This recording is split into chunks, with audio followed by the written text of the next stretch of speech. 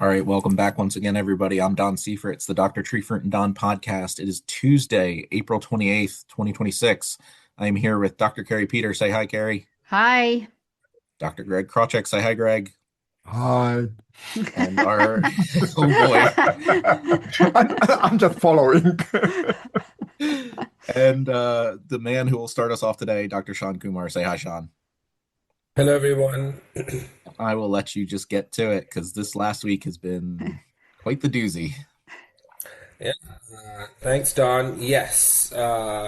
So we are still trying to understand the effects of the the last freeze event that happened on 20th to 21st April, that happened last week. And I just wanted to start out with that and then maybe talk a little bit about what we're seeing in some orchards around the state. And so part of what I'm saying has contributions from everyone in our team, including Dr. Sarah, Don, Daniel, and some of my graduate student and Lindsay. So one unique thing about the freeze that we had last week was the duration of the freeze. And so what we noticed was around 11:30 p.m. on the night of the 20th April, we saw the temperatures dip down to a certain level. They almost stayed there or went a little bit lower than that. And it was cold throughout the night until 6 a.m. in the morning. And that was something unique because usually in the previous spring freeze events like this year and even last year, what you've seen is that the temperature slowly reduces over the night and it becomes the coldest in the early morning, which was still the case on the 20th, but it's just that it was cold right from the beginning, right from around 11:30 p.m., 12 noon, and with the stage at which they were at, they were much more vulnerable than in much earlier stages. So the one we got a later freeze than usual because last 2 years we've gotten freezes during the first week of April or towards the end of the first week of April, but this was, of course, in the third week. And with how fast phenology has moved, I mean, we are 1 week to 10 days tracking earlier than last year, and we all know last year we said that we were about a week earlier. So that translates to about being 2 weeks earlier in phenology, and that's just because we had a lot of heat units that accumulated in March. Things sort of broke up and moved very quickly, and then so as you move through the stages, you get more vulnerable to the spring freeze. And then we had a lot of up and down cycles as well in temperatures that reduced the cold hardiness. And so there'll be more of this talked about in the article that the Tree Fruit team will be putting out, but Kari will mention more about that.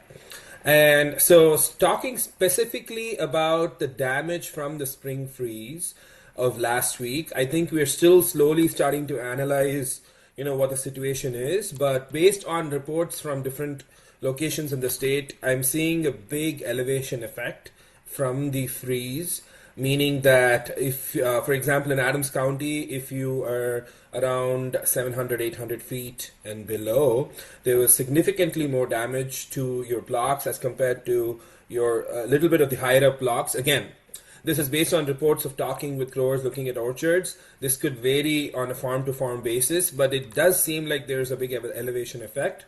And to sort of prove that point, in the earlier freeze that we had, I laid out sensors in my blocks to try to see how different were they in temperatures from the weather station. And I was a full 5 degrees lower in temperature than what the weather station was showing, even though it was quite close. And so that shows you that within the orchard, there's a whole lot of variation that's going on in temperatures. While the weather station can give you a good idea of what the temperatures are, the actual temperatures in some of your blocks, especially low-lying blocks, could have been much more, or the effect could have been much more from the freeze event. And so because of all these thaws and high temperatures that we've experienced this year, the trees were even more sensitive. And even though the temperatures did not go that low that you would think that it would cause so much widespread damage, we still had some widespread damage in all areas of the state, differing levels. And so when the freeze happened in Adams County, we were mostly at petal fall. The fruitlets were starting to grow, and so we had fruitlets that were just starting to grow, and we saw that a lot of the kings are damaged in across all varieties in Adams County, and that is true really for most of the state. Except for maybe some of the regions, some of the extreme northeast regions, or some other regions. But in general, for most of the state, I think it's safe to say that for most varieties, we have lost our kings. And so with losing our kings, there is potential for a small size penalty, because the kings are the most advanced, kings are the most able to access resources in the beginning, and so usually cell division the first 30 days after bloom, that's what decides the size of the fruit eventually, because it's the number of cells, and the cells expand after that to decide the size of the fruit. And so you could see a small size penalty, but it seems like in Adams County, at least in at the Freck location where Dr. Sarah measured all these fruitlets, it could see that they are currently many of the laterals are still alive and growing for most of the varieties, which means that's good news. And I'm assuming that there are most other blocks around Adams County, many blocks around Adams County. You might have blocks that are harder hit, but you will also have blocks that probably lost the king, probably lost even the first lateral, but you still have laterals that are alive and growing. And you can see that because from measurements that were taken last week, the fruitlets are growing. They grew about 3 to 4 millimeters from when the measurements were taken last week, which means that they're growing, they're alive, and they seem to be doing well. And so it's important for you to really go into your blocks and check for damage, and check to see whether your fruitlets have grown, because that's a good indication. I mean, sometimes it's very easy to see when the fruitlets are about to fall off, because you see the yellowing of the attachment to the cluster, but that's not always the case. Sometimes you can also tell when there's no fruit growth. So if you can, for example, look at particular clusters over the course of this week, then it'll be easier to say whether this cluster is dead, it's going to fall off. If it hasn't grown much since you measured it, then it most likely is going to fall off. So that'll kind of give you an idea of what you have, because it's very important to understand what you have before making decisions, so that you're not going extreme both ways. For example, you're not doing anything to not thin anything, and then you have too much to thin, or the other problem where you take out too much. And so there is still potential for a great crop in apple. For the most part, we haven't seen yet symptoms of the frost ring appear in apple. In pears, Dr. Sarah was able to see the frost ring already develop in the pears, which were slightly larger in Harrow sweet pears, that she noticed that she saw a frost ring. And we have checked other orchards around the state. So far, we haven't seen evidence of a frost ring, which is good, but that it doesn't mean that it will not happen. It could happen in specific sites. It could happen even a little bit later as the fruit is going. There's definitely potential for that, but so far we haven't seen it in some of the apple varieties that we have. And so for this week, your fruitlets, on average, your fruitlets are around, in Adams County, around 6 to 7 millimeters in size. And this week's temperatures are mostly in the 50s to 40s, and so while usually they grow by about a millimeter a day, they might grow a little bit slower because of the temperatures we have, maybe half a millimeter, slightly lesser depending on the variety. And so it'll be very important for you to go into your blocks now, and then go into your blocks again after a few days to sort of try to understand whether some of the fruitlets you have are growing or not growing. And we'll have some pictures in the update to sort of show some of what I'm explaining now. And so this week is great for you to take that effort to go into your blocks and check, and you can sort of start to make decisions towards the end of this week, when your fruitlets are most likely going to reach the 10 to 12 millimeters in size or slightly larger, based on your location in relation to FREC. If you're south of FREC, you're ahead. If you're north of FREC, you're probably a little bit behind. But I think this is a nice time in the sense that you have this week. It's not really good weather for thinning apples anyway, so might as well take that time to sort of really understand the survival percentages in your different blocks. Take 50 clusters, take 100 clusters from different locations, and cut them out to see if you see damage or not. It's usually pretty clear it's either dead or not dead, especially after so much time has passed from the frost. And then towards the end of the week, you can sort of make a decision as to whether you want to thin that block to sort of remove some excess fruitlets, or you want to wait more to make sure that you have a crop before you think about thinning decisions. But usually if your fruit is still growing in the Adams County region and nearby areas, if your fruit is still growing from now until the end of the week, until next week, I think it's pretty safe to say when they reach 10 to 12 millimeters that those fruit are going to go through to, unless something else happens, those fruit are going to be carried through to harvest, especially if a lateral has replaced a king and it's continuously growing. I think it's safe to say that that fruitlet will continue to harvest. Of course, we will have some May-June drop as well, but and that really depends on a lot more factors. But so that is what I think in Adams County we should be doing this week, to taking the slow-moving growth with the temperatures we have to really analyze the blocks to understand what each block the survival percentage is after the freeze event, and then so that you can make some individualized decisions. And moving on, I think that Berks is a little bit behind based on the growing degree days. Adams County not very far, just a little bit behind, and then in central PA we are a little bit behind that as well. But we have seen some blocks that have had extensive damage, some blocks not so extensive damage. And what we're noticing much more in sort of central PA in some orchards that I've visited, depending on the variety, we are seeing a lot more secondary bloom, like huge secondary blooms all over the tree in some varieties, especially Gala and Honeycrisp. And so and in these blocks where most of the kings and laterals from the primary bloom are dead, we are seeing a lot more secondary bloom. And so a lot of these resources, carbohydrate resources, will be then pushed into the secondary bloom that would normally not happen when you have the primary bloom that is active and fruit set. So most of the fruits that were set in the kings and laterals of the primary bloom are dead in some of these locations, especially in central Pennsylvania. But that's not to say that you will not have a crop, because of how widespread the secondary bloom is.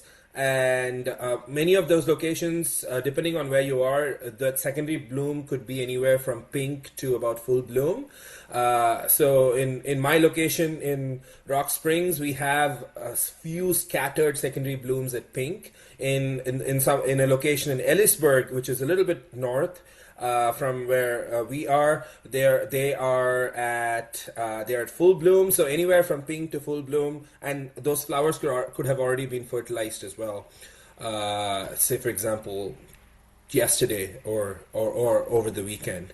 And so there's still potential for having a crop. So it's important to sort of look at that, understand that. And those locations, you might have to wait a little bit longer to sort of understand how the set is in the secondary bloom, to then sort of start to make decisions, which makes it a little bit complicated because you have a little bit of the primary bloom or fruit set that is left, and then you have a majority which is the secondary bloom, and they will probably be very far apart in terms of phenology, especially if the laterals are alive. They're already at 3 to 4 millimeters this week, and whereas the secondary bloom is only at full bloom now, or full bloom moving towards petal fall. So there's a big phenology gap there, and so that'll be a little bit more difficult to manage when you think about management. Nevertheless, it can be done.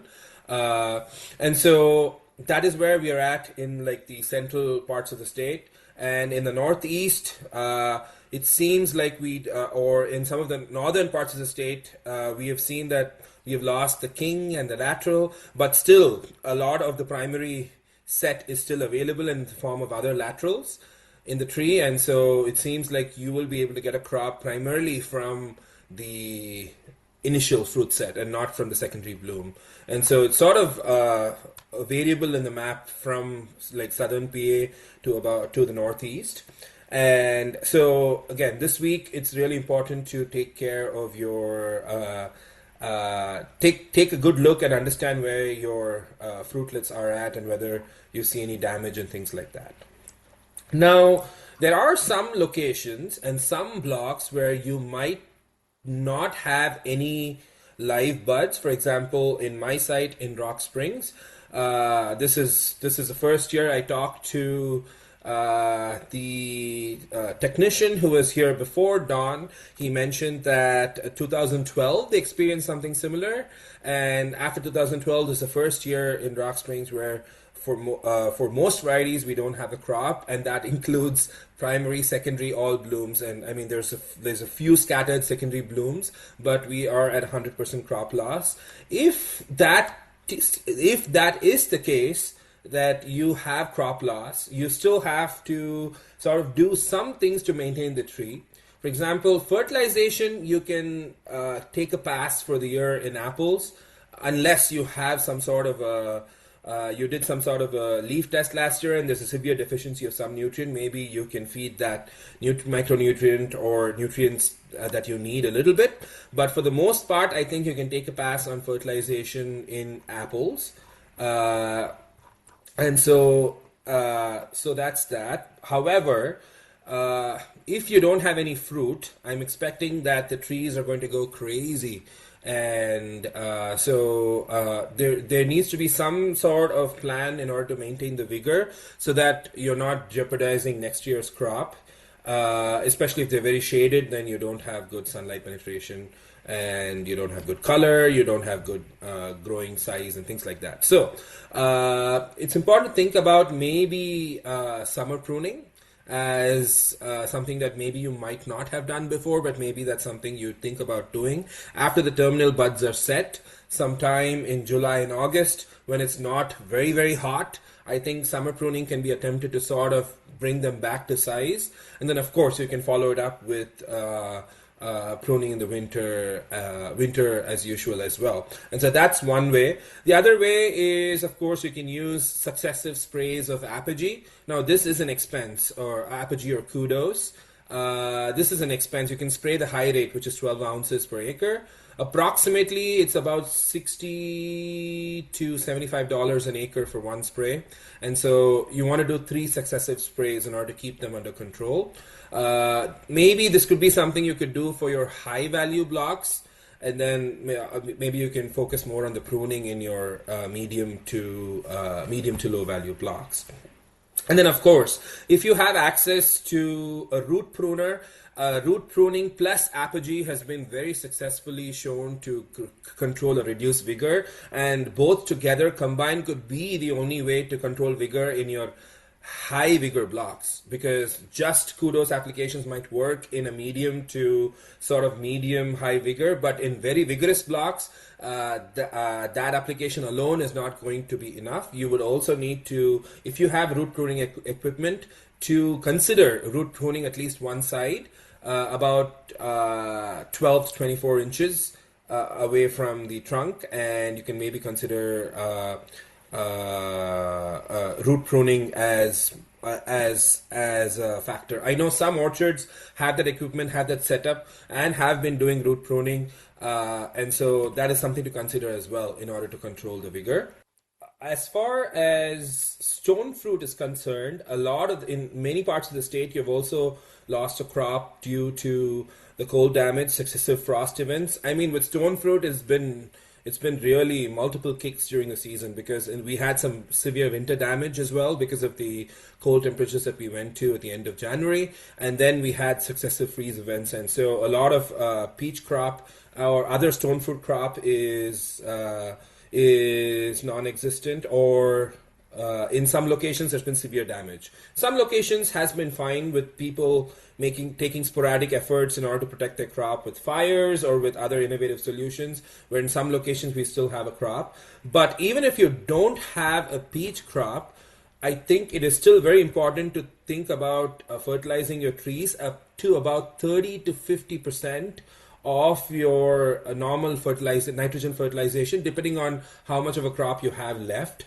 And this is based on work that was done many years ago by Dr. Rich Marini, who showed that trees that have not been fertilized in a non-crop year, they had very light green foliage and shorter shoots the following season. Because the following season, you know that they're going to set a lot. And so it demonstrated that we need some baseline nitrogen application in peaches, even if you don't have a current crop this year, in order to maintain the tree health and nutrient reserves. Now, for apples, it is not as essential to continue fertilization if you don't have a crop. In fact, it makes sense to not fertilize at all unless you have some strict corrective measures unless you have some dire corrective measures that you need to take from the reports that you got last year. But otherwise, I think you can put a halt on apple nutrition if you don't have a crop. For peach, or other stone fruit, you might still need to have a little bit of fertilization in order to make sure that they have the strength to support the heavy crop that they're probably going to set next year.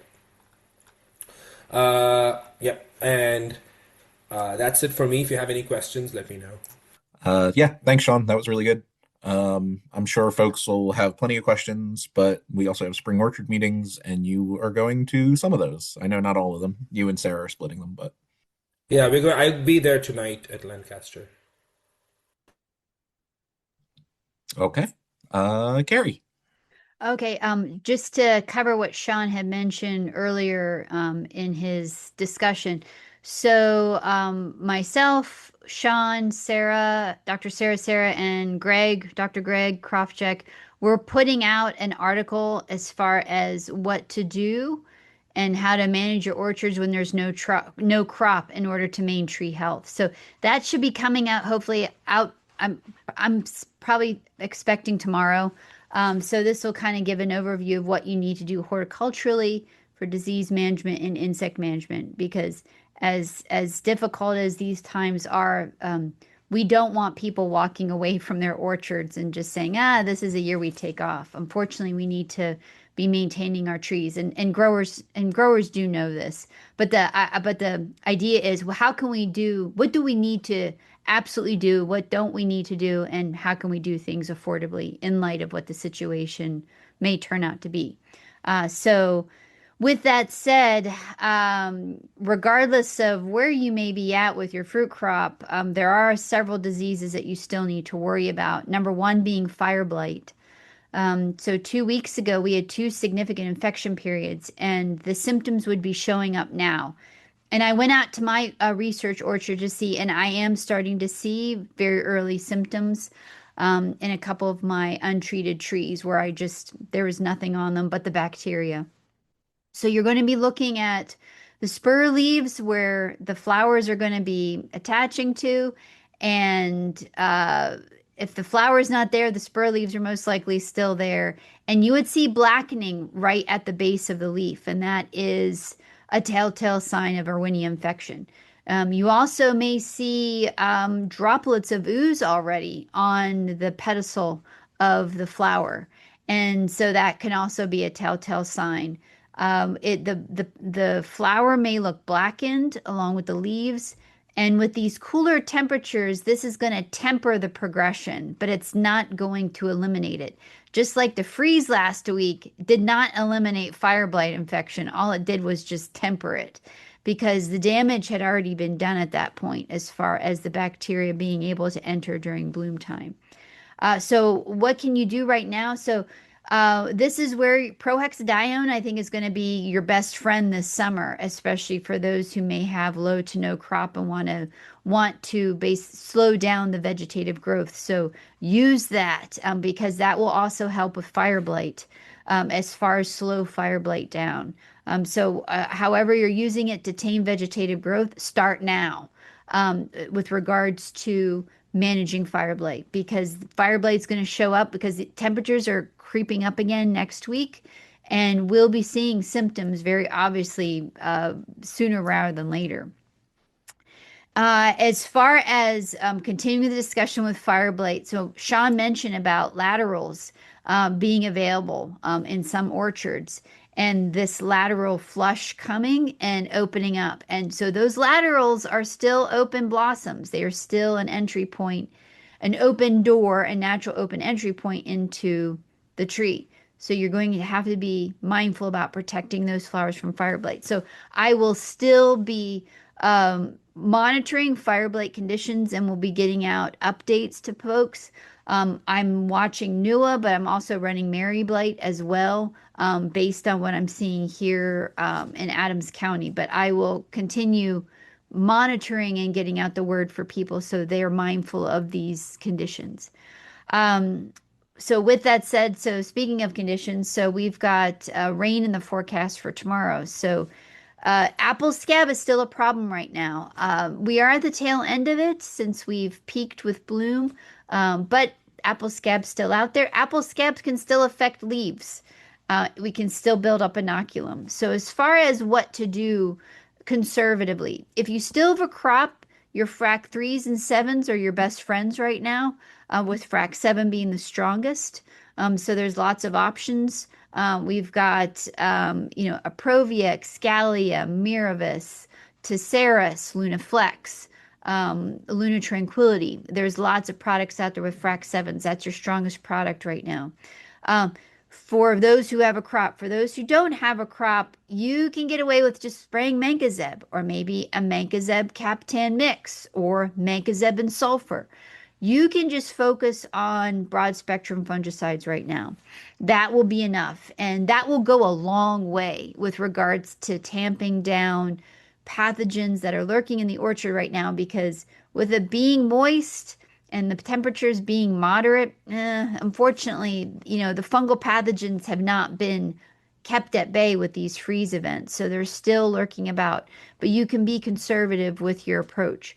So Mancozeb, still continue the 3 pounds of Mancozeb through 24 pounds per acre is the max you can put on every year. 77-day PHI will probably not matter to many people since they don't have a crop, but focus on the 24 pounds max per year that you can put on per acre.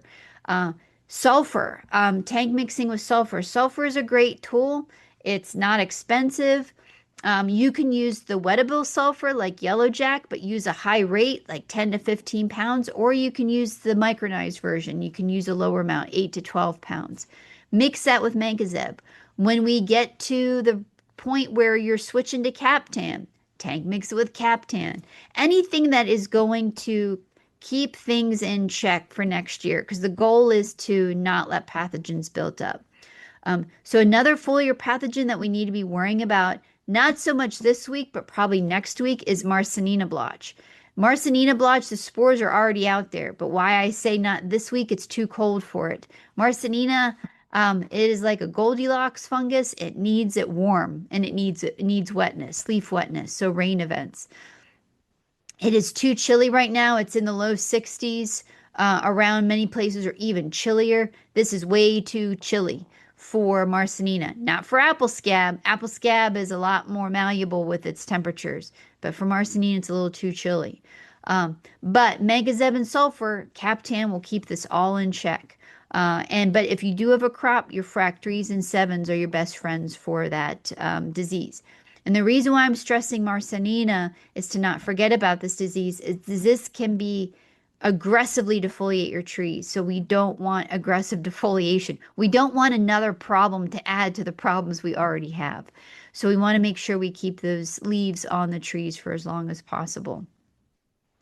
As far as other diseases you need to be thinking about right now, if rust is a problem, rust galls are active. They are still active as we speak. I checked them a couple days ago, and they're still happy as clams, waiting for a rainy period to basically do its chia pet nature and basically spew spores from its telea horns. So Rust is still an issue. Again, you can be conservative. Mancozeb, if you don't have a crop or if you've dropped your crop, mancozeb's your best friend for or for rust. So that is a good thing. Again, if you're worried about powdery mildew, sulfur. So mancozeb, sulfur, captan, these are going to cover a lot of your diseases as far as for conventional growing. And the same can be said for stone fruit. So for I know a lot of people knew coming into spring they didn't have a crop because of the cold winter temperatures. Again, you want to be conservative, but you still want to be spraying to some extent. And sulfur is the best bet. Sulfur, captan, to keep things in check. Um, let's see if there's anything else at the moment. I think that is it. One thing for stone fruit, cherry leaf spot. I know a lot of people don't have cherries. Cherry leaf spot's still a problem. Again, we don't want to be stressing out tart cherry trees by not spraying. You can still, again, be conservative. Mancozeb, sulfur, captan, your best friends right now, and just rotate them, tank mix them.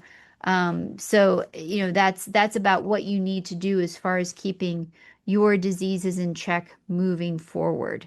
But again, the big thing on my mind right now is fire blight, just because of how intense it was 2 weeks ago.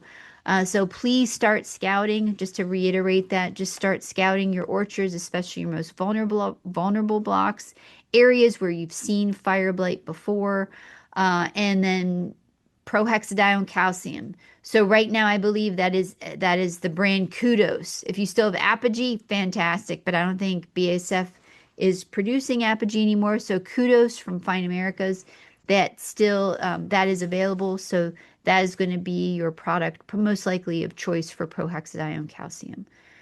So those are my broad brushstrokes. And at the very end, before we end, I will go over the meetings. But just to reiterate, we do have an article in the works to talk about what you need to do with regards to low or no crop on your trees.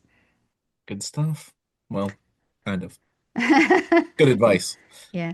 I guess we're trying. I will say before jumping into Greg, Sean, that was the most optimistic um, overview of the crop this year that I've heard. So I hope we can manifest that. I hope we can manifest that optimism of the crop. So Thanks. time That's will what I'm only tell. hoping. Time will only tell, but I appreciate it. I should re-record my hello at the beginning to be able to sound a little more chipper. It's all right. I think Mr. Brightside's doing a good job down there. So, and then Greg, last but certainly not least. Well, I don't know where to start. I want to be optimistic. However, and here we can go with the long list of potential issues. One thing to realize is the weather we had will have and had very minimal impact on the insect pests or beneficials that we are basically thinking about when thinking about orchard, thinking about fruit, thinking about crop. Listening yesterday to the call with 100 plus growers and some politicians, some administrators, I mean, the picture wasn't very pretty. But again, I think Sean pointed this out very nicely. We might need a little bit more time to get a good assessment what is happening, what to expect coming June, July, August, September, and so on. It's a long season. We're still in April, and that's the important part. And not knowing what to expect sometimes might be very unsettling, but we'll see. We'll see how it goes. Insect-wise, we got basically biofixes for all important insects already happening. I mentioned that we had biofix for Oriental fruit moth on April 11. We got our first codling moth flying on April 23rd. Yesterday, we got our first leaf roller, tufted apple bud moth. Both codling moth and tufted, I think, are the earliest on the record. Normally, they happen during the bloom on apples. This year, they happen, I guess, at petal fall or after the bloom, because Sean already talking about the size of the fruit when we just getting some moths. What it means, if you have fruit, the one that you think that you want to harvest in the fall, you really have to be very careful about the timings for different insect management treatments. One thing I see already right now is, and this is example for codling moth, the standard wisdom is the first cover spray, which at normal time happens about 2 weeks after the petal fall, is a perfect timing to control codling moth. The first application to control codling moth. Well, I don't know when we will be 2 weeks after petal fall, if you take into account the loss of the major fruit, major flowers, and now talking about laterals and so on. At this moment, we are about at 58 degree days accumulation, heat accumulation for codling moth. This first time to control codling moth usually happens at 250 degree days. And in the normal year, it's about 2-week time period.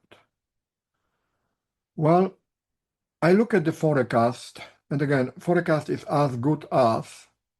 However, it seems that we will not be accumulating a lot degree days, at least in the next 14 days.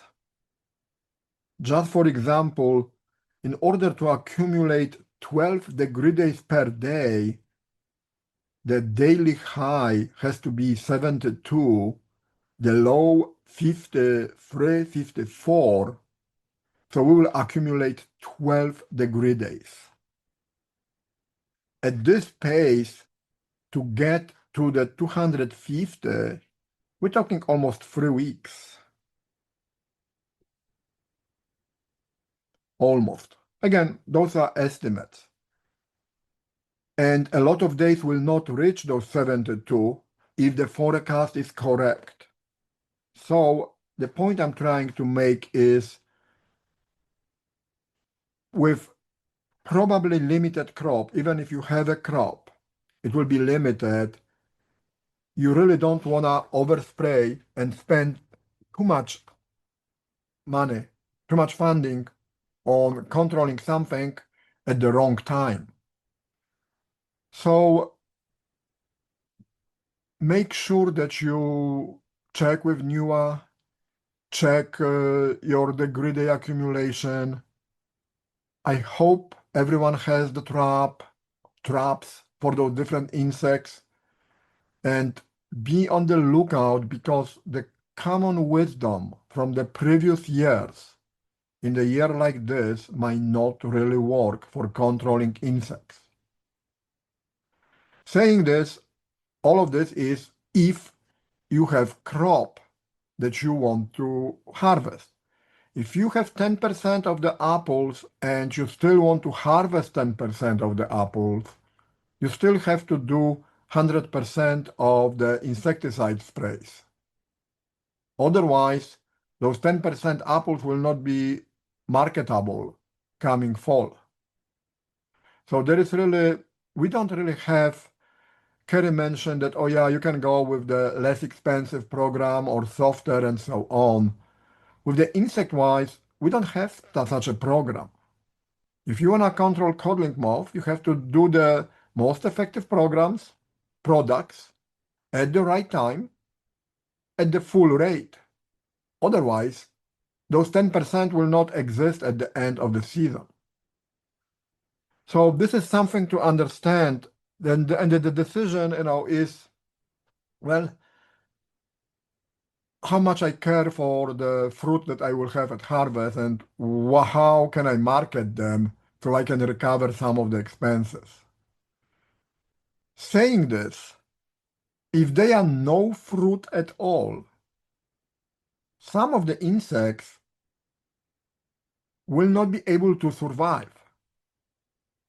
Codling moth, plum curculio, European apple sawfly, apple maggot, they have to have fruit to go to the next generation.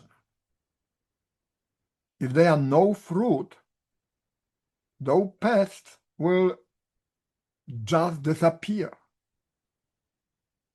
Unless they found some alternative hosts, but assuming that apples are gone or peaches are gone, probably everything around in the vicinity, all the wild potential hosts, crab apples, wild cherries, wild plums, they also lost their crop. So this is something to think about.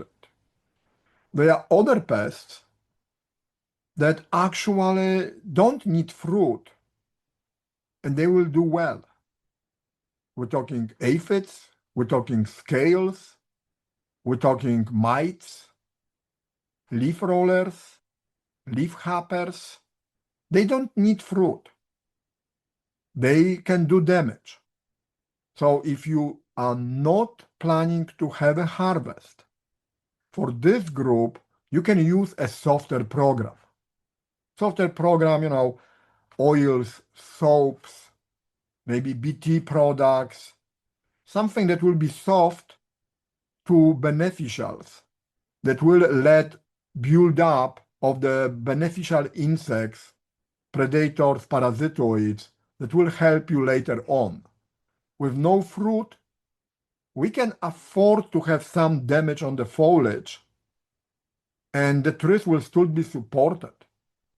I mean, the big thing is that leaves supposed to support the growth of fruit. If we don't have fruit, there is a lot of leaves needed to support the normal development of the trees. Shan mentioned about the extensive growth, would make sense because we already fertilize those orchards. But think about some of those insects that, yes, the orchard might not look the nicest, but actually this might not have any measurable impact on the tree health. So this is something to remember.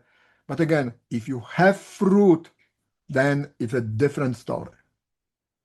One insect that is really different is oriental fruit moth. Oriental fruit moth actually affects fruit. It's a direct fruit feeder. However, oriental fruit moth will do well without fruit. And like codling moth has to be inside the fruit, feed inside the fruit to develop, oriental fruit moth actually can feed on shoots, on growing terminals. If we have a long growth and a lot of new growth, they will do perfectly well without any fruit, and they still will be there next year. So controlling them, well, maybe, maybe not. If we worry about it, they are sprayable pheromones, and they are effective. For oriental fruit moth, you can use sprayable pheromone instead of going and applying hand-applied pheromones, dispensers on the trees. You can go and spray pheromones. And if you control the first generation, then there's a chance that they will never really, escape or explode later on. There is also another group of pests, like brown marmorated stingbug. They will do perfectly well without any fruit. Controlling them doesn't make any sense, especially that they are leaving orchards anyway in the fall, and they're not necessarily coming back the following spring. So I would not worry about stuff like oriental fruit moth. I'm sorry, brown marmorated stink bug. I would not worry about leaf hoppers. This is the same deal. So it's really complicated, and especially if some of you are experiencing what Sean described, the change with the elevation or the cultivar, that some blocks might need this, some blocks might need that. This might be a year when doing everything the same everywhere might not make sense for some, might make sense for the other. I'm saying all of this because I understand how expensive spraying is. When you add the cost of the pesticides, cost of labor, of doing it, multiply by number of acres, a single recommendation of a single application might go into $10,000s very easily in many operations. So this might be difficult year to make a correct, right decision. I hope we will be continue our podcast and then, kind of updating and then maybe, in those 2, 3 weeks when the picture will become easier to help us to define what we're gonna do. Are we gonna protect the fruit that we have or there is not enough fruit? Is it economical, not economical? We'll have to react. It's very difficult to talk today without knowing, you know, will we have crop? Will it be 10% or will it be 50% or maybe 30%? Or it's when it's normal crop, well, then we know what to do. That's the same what we did every year. But all those other numbers with the increased cost of inputs, I mean, there are no pesticides that got cheaper lately. So this is something that growers will have to consider thinking about, the economic health of their whole operation. Sorry for spending time talking about stuff like this, not only insects, but I thought that this is important to mention. And basically, the article that Kari probably going to talk in a moment about kind of trying to address those questions too. So that's all I have. Thank you.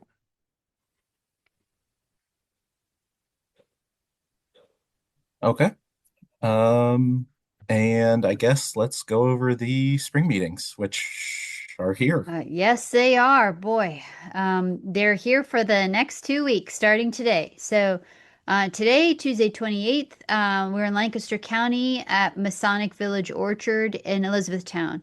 And the meeting's from 6 to 8 p.m. And so, unless otherwise noted, all the meetings are going to be from 6 p.m. to 8 p.m. Tomorrow, April 29th, we're in Adams County at Adams County Nursery, and that's in Aspers. Then on Thursday, April 30th, we're going to be in Franklin County at Harlan Hess's Orchards in Waynesboro, Pennsylvania. And then on Monday, we're going to be up in Columbia County. That's going to be at OHF Orchards in Bloomsburg. And then Tuesday, we're going to be in the southeastern region of Pennsylvania in Delaware County at Linvilla Orchards in Media, Pennsylvania. On Wednesday, we're traveling out west. We're going on the road. And we're going to be in Lawrence County at Dawson's Orchards in Enon Valley. And then finally, this is when the times change. So Thursday, May 7th, in the morning from 10 to 12 p.m., we're going to be at Birch Farms Country Market in Northeast Pennsylvania. So that's in Erie County. And then we're going to drive down to Bedford County and we're going to be at Boyer Orchards in New Paris. And that's going to be from 5:30 to 7:30 p.m. So all the meetings are online with regards to being able to register, and I'm assuming Dawn will be able to link that link to them. So it's a drop-down menu, just so you're aware. Also, if folks are getting Penn State Extension emails, there have been some emails that have gone out for some of the meetings as well. So hope to see you there. There we go. Sounds good. I think those meetings will be good, and I always love these meetings. So yeah, with that, this was pretty long, so we'll just, unless anyone's got anything pressing to say, we'll let this one go Let's and all collectively think good thoughts, right? try All to right. maintain some positivity. We'll try. We'll try. Sounds good. I will see everyone coming up. Sound good. All Say right. goodbye, everybody. See you later. See everyone. Bye, everyone.